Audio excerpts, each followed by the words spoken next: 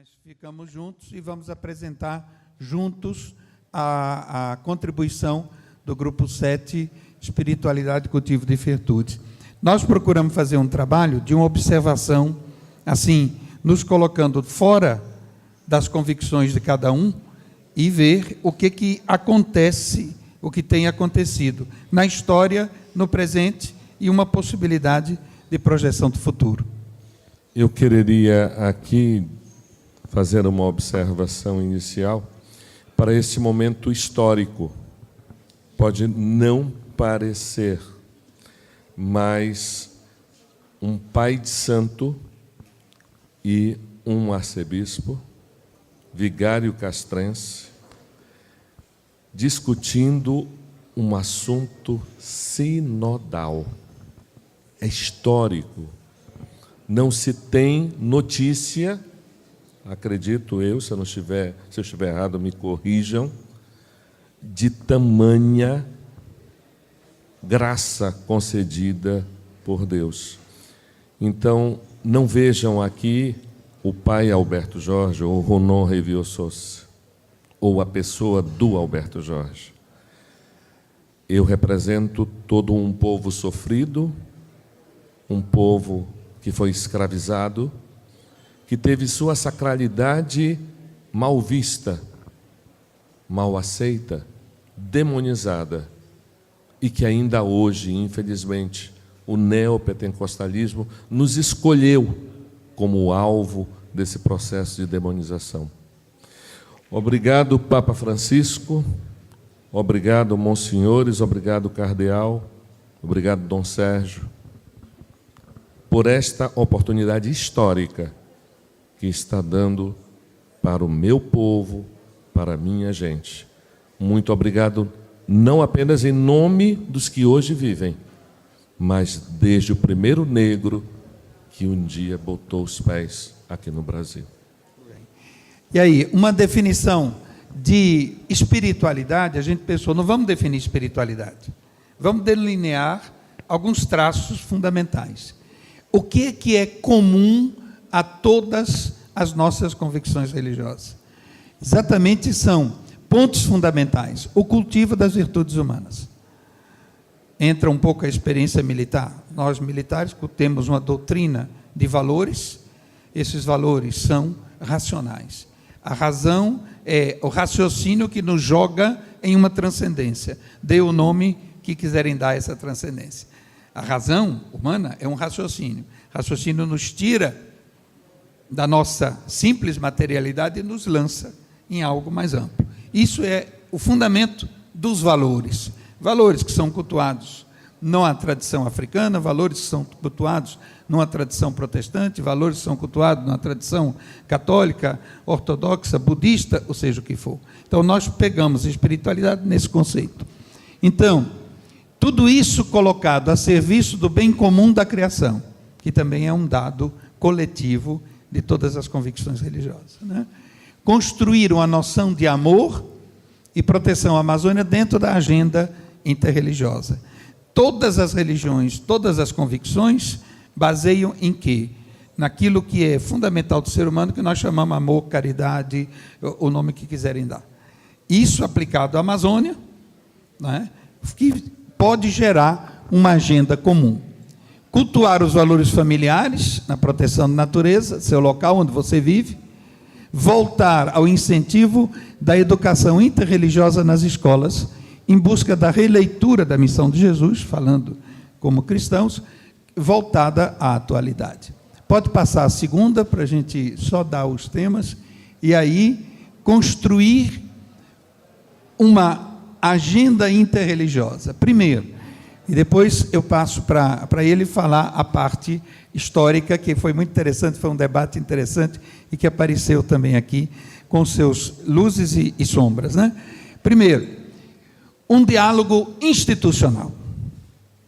Não adianta a gente fazer medidas pequenas se os chefes, as cabeças, não se envolvem em uma abertura de diálogo. Então, um diálogo institucional das lideranças religiosas, no sentido de enfatizar os aspectos teológicos convergentes, como pede o Papa na Laudato Si 188.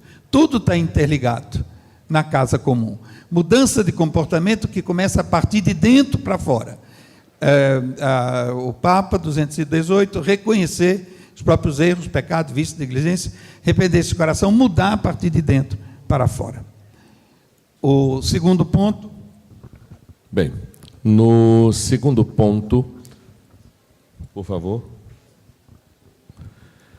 Qual o papel da história da agenda religiosa para o desenvolvimento sustentável da Amazônia? A presença dos povos originais, indígenas, pajés, xamãs. A presença religiosa da Igreja no cultivo de virtudes. A presença da sacralidade afro-vinda dos escravizados e a ação, inclusive interreligiosa, de pastorais e organismos. Vejam aqui que há uma sequência cronológica onde nós procuramos respeitar o que de fato aconteceu. A presença dos povos indígenas, que sua sacralidade por meio dos pajés já estava aqui e que foi importante dentro deste processo, porque eles preservaram a natureza.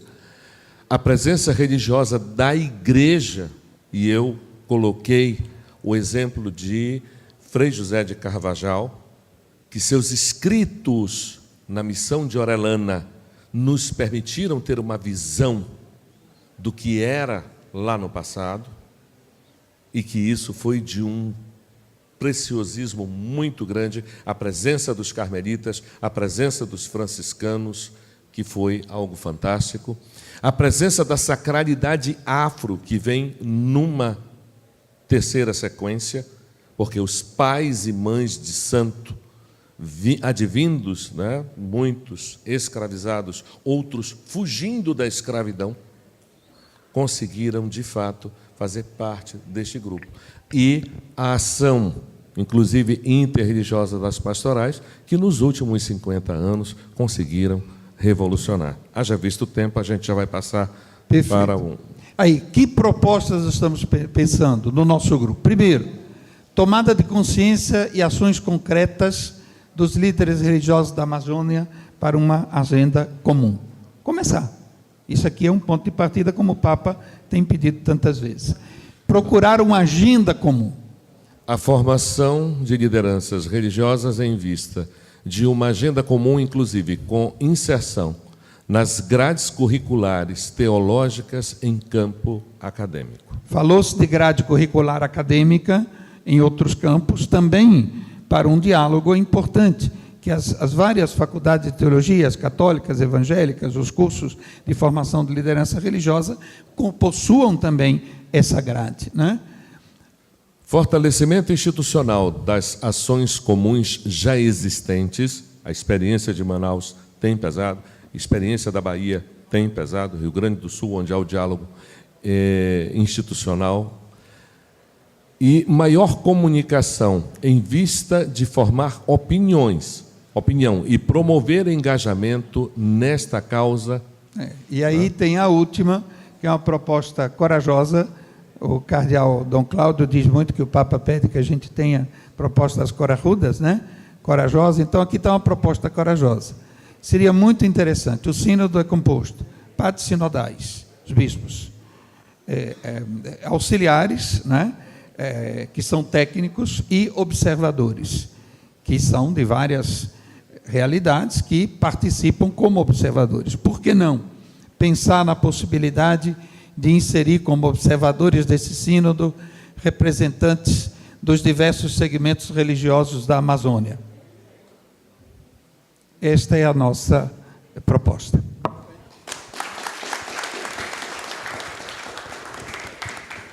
Eu abro, então, para... Isso. Eu aguardo... Tipicamente militar, 00. Maravilha. Adoro. Eu abro, então, para algumas questões, considerações. Pois não? Sí. Creo que tenemos que seguir la propuesta del cardenal, que lo dijo ayer, y eso que no había vino a la cena. Y dijo que en la casina quiere hacer una invitación con todos los gobernadores. Así que vamos a concretar. Vale. Eu queria, Adriano, da Sabesp, de fato fiquei bem emocionado e tocado pela questão histórica aqui. E é bonito de ver como, de fato, o amor é um solvente universal, né? Então, enfim, dá para ver o amor presente aqui. Acho que a gente, com certeza, aí Deus deve estar muito feliz, né? Desse encontro e dessa proposta comum em cuidado com a casa comum. Então, é só parabenizar mesmo aí os trabalhos do grupo.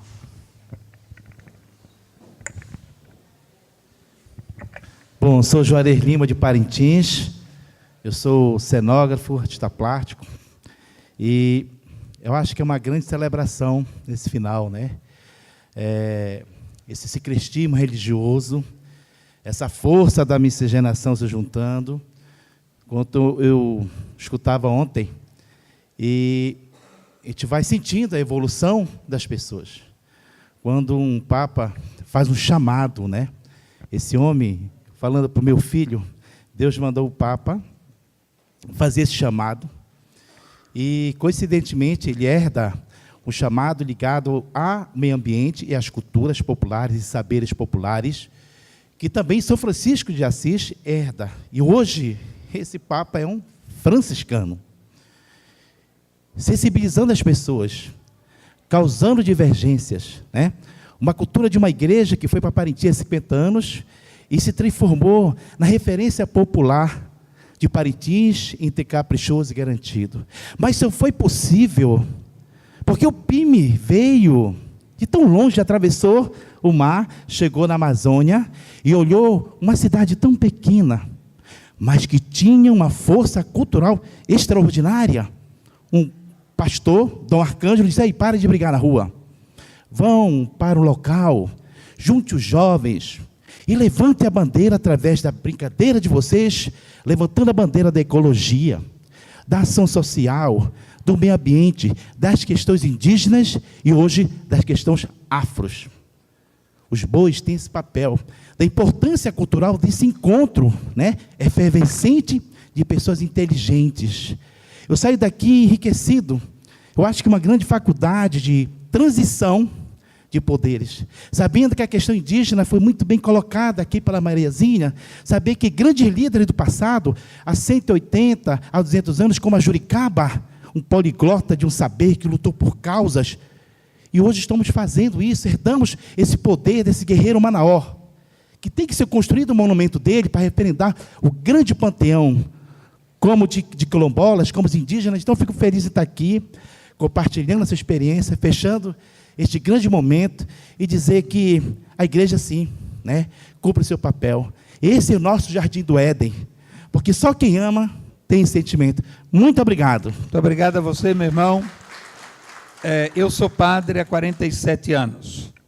Há 45 anos atrás, eu estive em Parintins, no projeto Igrejas Irmãs. Eu trabalhava no Rio de Janeiro e preguei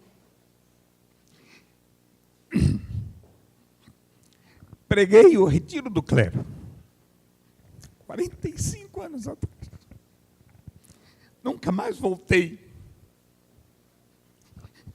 Comecei a frequentar a Amazônia agora como arcebispo militar. Tem um testemunho bonito da história. A história sempre tem luzes e sombras. Eu, padre jovem, vim, um padre italiano do PIME, que trabalhava ali, depois virou bispo, faleceu bispo, tinha contraído febre amarela. E me dizia, preocupado: eu estou com minha mãe muito mal na Itália, tenho medo de voltar, porque os superiores não vão me permitir. Renunciou a mãe pela missão. Isso é amor à Amazônia.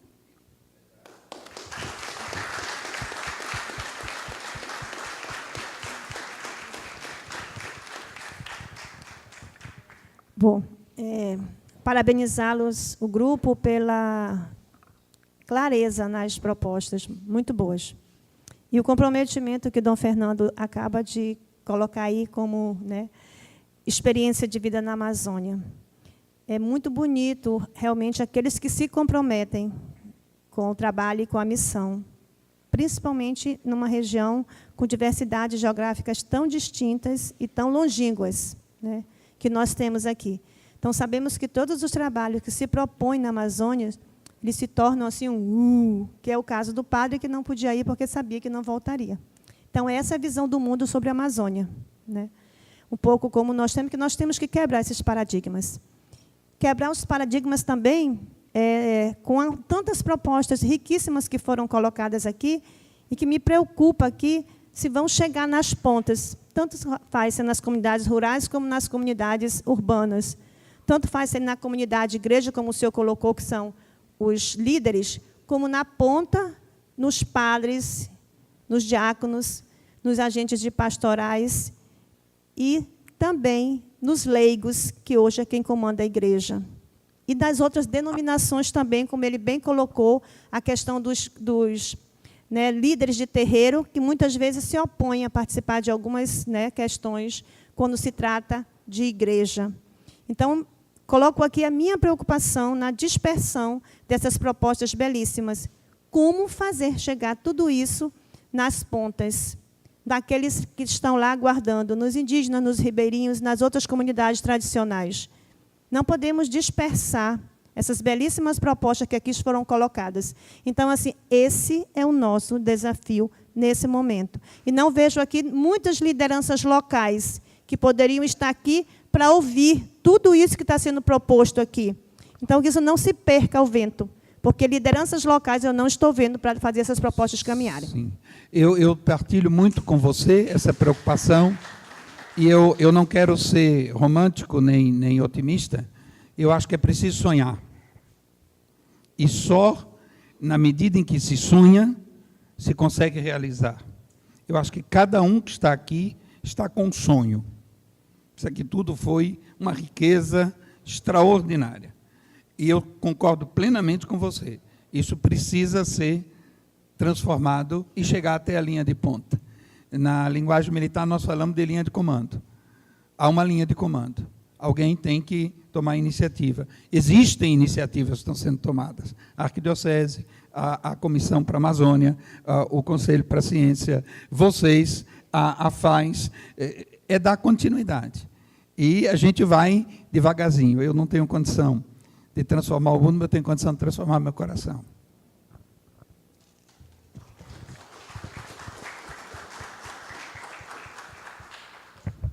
Queria só fazer um eco aqui às palavras do pai Alberto Jorge sobre o caráter simbólico, né, desse evento. Nós vivemos um momento, não apenas no Brasil, mas no mundo inteiro, de intolerância crescente à diversidade de opiniões e perspectivas. Então, eu acho que esse jogral de vocês dois apresentando tem um simbolismo gigantesco, que é o simbolismo da tolerância, do respeito à diversidade, e eu tenho certeza que isso faz parte daquilo que o Papa nos instruiu a militar. Então, queria dar os parabéns a vocês dois por terem tido essa grandeza de dividir o altar aqui. Parabéns.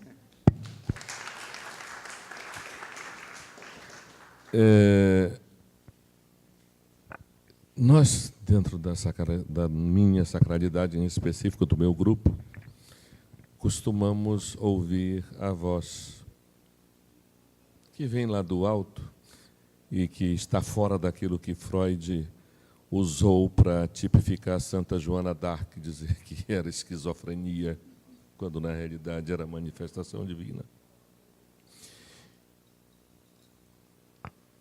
Isso aqui, somente aqueles que têm os graus mais elevados podem usar. Isso se chama Brajá ou Barajá. Isso aqui é a minha carteira de identidade. Quem é afro, segmento GG, sabe toda a minha linhagem por essas contas. Aqui são as cores do Vodun da Justiça. Revioçô, Xangô, Zaze. Xangô no Nagô, Zaze no Banto e Revioçô no Jeje. E na Vodun me diz: dê em meu nome para este homem. Ele é voz que clama no deserto e clama também no meio das multidões. Pela autoridade que eu tenho no meu axé, em respeito à sua história de vida e à importância que o Senhor tem, me permita lhe dar.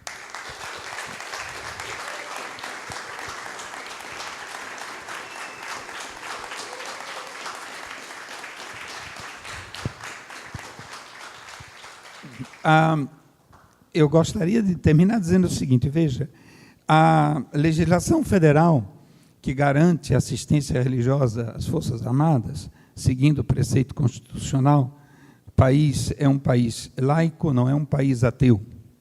Há uma grande diferença. O país laico não se pronuncia como Estado, como país, não se pronuncia sobre as convicções religiosas, mas reconhece o direito de cada cidadão de professar uma convicção religiosa ou de não tê-la, mas ele tem o direito de fazer isto. Isto é constitucional, do Estado de Direito. Consequência disso, nas instituições coletivas do Estado, a liberdade religiosa e o Estado laico reconhece o direito do cidadão que está concentrado em entidades do Estado ser assistido na sua convicção religiosa. Esse é o princípio legal, constitucional, que dá origem às capelanias militares. Muitas vezes eu escuto essa pergunta: você padre, você bispo, como é que você está no meio dos militares? O Estado é laico. Eu digo exatamente por isso. E então, o nosso trabalho, que é definido por uma lei federal de 1981, a Lei 6923, estabelece que os capelães militares prestam assistência religiosa, espiritual e colaboram na formação moral dos militares e suas famílias. Religiosa, celebração de culto. Se eu sou padre, vou celebrar para os católicos. Se eu sou pastor, vou fazer o culto. Se eu sou espírita, vou fazer a reunião espírita. Se eu sou o que for, atendo. Mas cada capelão é capelão de todos. Eu tenho unidades que só há um padre, tenho unidades que tem um padre e um pastor, tenho unidades militares que só tem um pastor.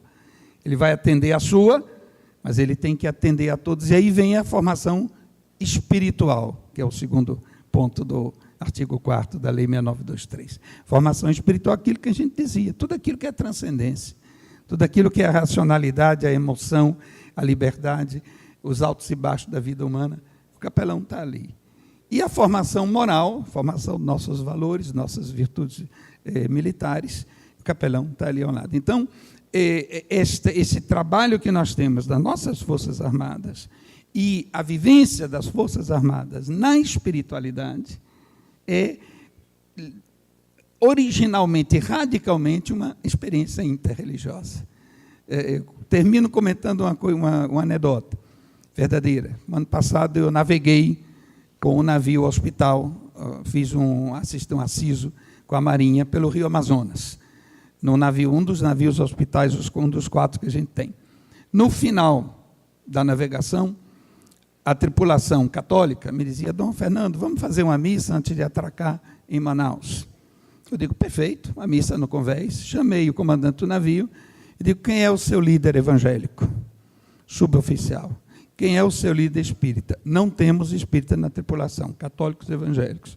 Chamei o líder, digo: prepare um culto de ação de graça. Eu vou celebrar a missa e depois vai haver um culto de ação de graça. E o líder, o suboficial, espantado, disse: Dom Fernando, não temos um pastor. Eu digo: tem sim, senhor, sou eu. E celebrei a missa, terminei, tirei os paramentos católicos, eu estava de farda, de uniforme de serviço da Marinha, e presidi o culto com os meus militares. Eu acho que, sem confundir, no respeito de cada um, e sem misturar tudo, fazendo a grande salada de fruta, que também não interessa a nós, né? Mas esse respeito a gente pode construir. um mundo melhor. Muito obrigado. Agora, com o Brajá, que lhe confere a autoridade, o senhor já pode celebrar culto para os macumbeiros militares.